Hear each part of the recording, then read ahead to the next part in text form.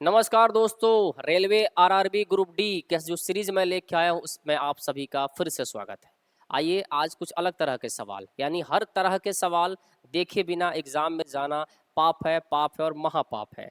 तो इस पाप से मुक्ति कैसे मिलेगी, तो उसके लिए आपको वीडियो देखना है रोज का रोज। चलिए शुरू करते हैं। अब हमारे पास क्वेश्चन किस तरह का है, तो इस तरीका से। इस क्वेश्चन को मैंने पहले भी करा रखा है, इस क्वेश्चन को मैं ज्यादा इसलिए करा रहा हूँ कि इससे सबसे ज्यादा सवाल पूछे जा रहे हैं। चलिए क्या कहता है सवाल, कैसे इस क्वेश्चन को आपको ड्रॉ करना है, यहाँ देखिए। ये जो क्वेश्चन आपके पास दिया हुआ है, इस क्वेश्चन को कैसे बनाना होता है देखिए। यहाँ लेफ्ट से लेकर राइट तक एक आपका आंकड़ा दिया हुआ है, उस आंकड़े के अंदर यानी एक सीरीज है, उस सीरीज के अंदर आपके पास सिंबल भी है, उस सीरीज के अंदर आपके पास नंबर भी है, उस सीरीज के अंदर आपके पास लेटर भी है। उन तीनों को मिलाकर एक श्रृंखला बना दी जाती है। फिर आपसे कुछ कॉमन सेंस वाले क्वेश्चन पूछे जाते हैं। कह रहे यदि श्रृंखला से सभी प्रतीकों को हटा दिया जाए, यानी सारे प्रतीकों को ही हटा दिया जाए, तो निम्नलिखित में से कौन सा बाएं से छठा होगा। भैया कॉमन सेंस का सवाल है, यहाँ बहुत जादू का छड़ी का काम नहीं है।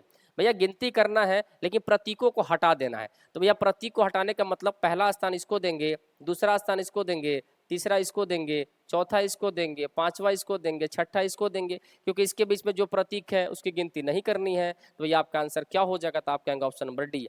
अब आपको लगेगा सर ये क्वेश्चन बड़ी हार्ड था। कुछ होता नहीं है बाबू, पढ़ोगे तब तो, मेहनत करोगे तब तो। जो मेहनत करते हैं, फाउंडेशन बैच पढ़ते हैं, उनके लिए कुछ नहीं है, चुटकी में मसल देंगे इन सब चीजों को, है ना। आगे आइए, अगला क्वेश्चन क्या कह रहा है। अब देखो ये भी कॉमन सेंस का सवाल है। क्या कह रहा है सुनो, 813456 कह रहे यदि संख्या इतना के प्रत्येक विषम अंक में एक जोड़ दिया जाए, प्रत्येक विषम अंक में एक जोड़ दीजिए। तो लीजिए यहाँ 2 कर देते हैं, यहाँ 4 कर देते हैं, यहाँ 6 कर देते हैं, यहाँ 8 कर देते हैं, और बोलिए। और कह रहा है प्रत्येक सम अंक में 2 घटा दिया जाए, तो 2 घटा के 6 कर देते हैं, 2 घटा के 2 कर देते हैं, 2 घटा के 4 कर देते हैं। हमारे पास नई श्रृंखला यहाँ बन गई, पुरानी श्रृंखला से कोई मतलब हमें नहीं है। तो कह रहा इस प्रकार बनी संख्या में बाईं ओर से दूसरा अंक, बाईं ओर से दूसरा अंक 2 है, निम्नलिखित में से कौन होगा। यही ना होगा, यही होगा, काम खत्म। लेकिन ध्यान रखिएगा, इस क्वेश्चन को बनाने के लिए इतने मेहनत करने की आवश्यकता ही नहीं थी, क्योंकि अगर आप कॉमन सेंस लगाएंगे तो आपका काम हो जाएगा। देखिए क्या गया है इस क्वेश्चन में, आसान कैसे होगा। यदि संख्या के प्रत्येक विषम अंक में एक जोड़ दिया जाए, प्रत्येक सम अंक में 2 घटा दिया जाए, तो इस प्रकार बनी नई श्रृंखला में बाईं ओर से दूसरा अंक निम्नलिखित में से कौन सा होगा। आप सीधे इसी पर फोकस करते। क्या है, विषम है। विषम है तो क्या करना था, तो भैया विषम में एक जोड़ देना था, एक जोड़ देते आपका आंसर यही निकल जाता, उतना ड्रामा करने की आवश्यकता ही नहीं थी।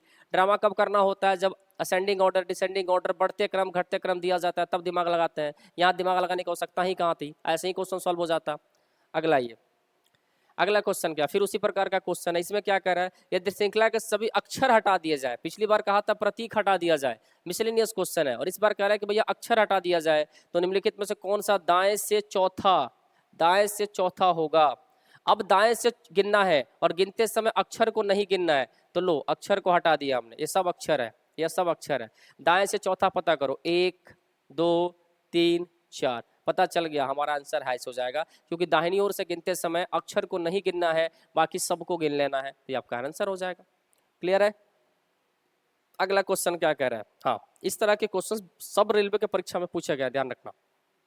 अब सुनो क्या कह रहा है, यह प्रश्न नीचे दी गई 5 3 अंकीय संख्याओं पर आधारित है। This question is based on the 5 3 digit number given below.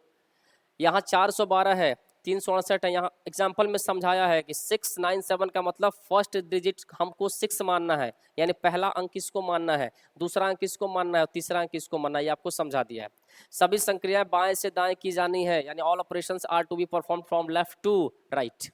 Clear है। अब क्वेश्चन क्या कह रहा है, the third digit of the highest number is added to the second digit of the lowest number, what will be the result.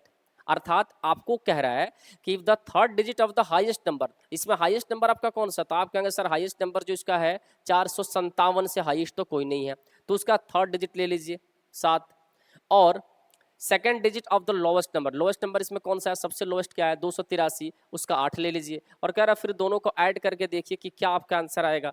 तो भैया क्या answer आएगा, तो आप कहेंगे सर 15 होगा। यानी सबसे बड़ी संख्या के तीसरे अंक, सबसे बड़ी संख्या कौन है 457 का तीसरा अंक क्या है 7, और सबसे छोटी संख्या के दूसरा अंक, सबसे छोटी संख्या इसमें से कौन है बाबू 283, इसका 8। इन दोनों को आपस में क्या करना है, जोड़ देना है, और जोड़ के परिणाम आपका क्या होगा, तो हमारा परिणाम होगा 15 होगा। यही तो हमारा आंसर है। तो ऐसे सवाल आपके एग्जाम में पूछे जा रहे हैं। तो ग्रुप डी में आसान क्वेश्चन है, इसलिए मौका मिस मत कीजिएगा।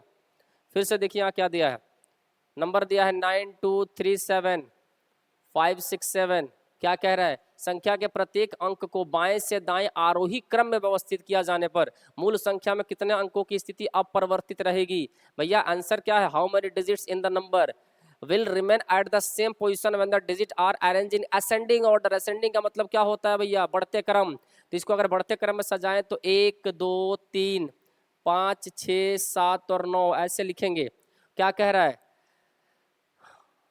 हाँ हाँ, इसमें कह रहे हैं कितने अंकों की स्थिति अपरिवर्तित रहेगी, यानी चेंज नहीं होगा। तो भैया 2 चेंज नहीं हुआ, उसी जगह पर आ गया। 3 भी चेंज नहीं हुआ, उसी जगह पर आ गया। उसके अलावा सब चेंज है, यानी कितने आप कहेंगे सर 2। क्लियर है, यानी 2 के स्थान अपरिवर्तित रहेंगे। अगला ये, अगला क्वेश्चन क्या आपका, अगला क्वेश्चन देखिए, इसमें आपको पता करना है बाएं से दाएं इसी प्रकार दिया है। क्या कह रहे सुनो, ऐसे कितने प्रतीक हैं, कह रहे कि ऐसे कितने प्रतीक हैं, ऐसे कितने प्रतीक हैं जिनमें से प्रत्येक के ठीक पहले एक संख्या हो। इसके ठीक पहले क्या आनी चाहिए, संख्या आनी चाहिए, और ठीक बाद भी एक संख्या, और बाद में भी क्या आनी चाहिए, संख्या आनी चाहिए। तो आपका फोकस सिर्फ किस पे होना चाहिए, प्रतीकों पर होना चाहिए। यानी जो क्वेश्चन आप सॉल्व करेंगे इसमें आपका फोकस प्रतीक पर होना चाहिए। प्रतीक को देखिए, जहां प्रतीक मिले उसके दोनों तरफ आपको संख्या मैच करना है कि है कि नहीं है। तो देखिए यहाँ प्रतीक नहीं है, यहाँ प्रतीक नहीं, यहाँ प्रतीक के दोनों तरफ संख्या नहीं है, इस प्रतीक के दोनों तरफ संख्या, तो इसको लेंगे। इस प्रतीक के दोनों तरफ संख्या नहीं है, इसके भी दोनों तरफ संख्या नहीं है, इसके भी नहीं है, इसके भी नहीं है। इस प्रतीक के भी दोनों तरफ संख्या नहीं है, इसके भी नहीं है, इसके भी नहीं है, इसके भी नहीं है। यानी आपका आंसर क्या होगा, सिर्फ और सिर्फ 1। तो इस प्रकार से आपके ग्रुप डी में जो सवाल आपसे पूछे जा रहे हैं उसको मैं ऐसे ही दिखा रहा हूँ टॉपिक वाइज। तो सारे वीडियो को देखिए ताकि ग्रुप डी के एग्जाम में आपको मदद मिल सके। चलिए मिलते हैं किसी अन्य वीडियो के साथ, तब तक ले धन्यवाद।